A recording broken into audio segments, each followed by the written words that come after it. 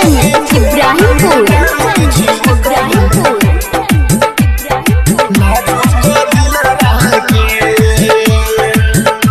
आकृति digital recording studio Hareram चौराहा।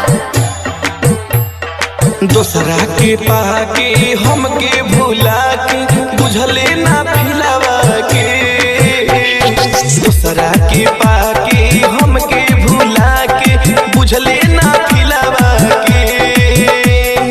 मरचा के फोरन में डाल के छिवकले नाजुको दिलावा के।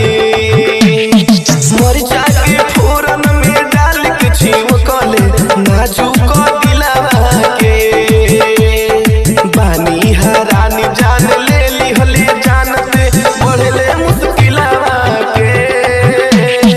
बानी हरानी जान ले लिहले जानते बढ़ले मुश्किलवा के। मरचा के फोरन में डाल के छिवकले नाजुको दिलवा के। मरचा के फोरन में डाल के छिवकले नाजुको दिलवा के। मरचा के फोरन में डाल के छिवकले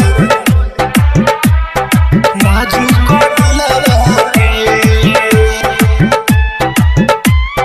नाजुको कंचन इब्राहिमपुर।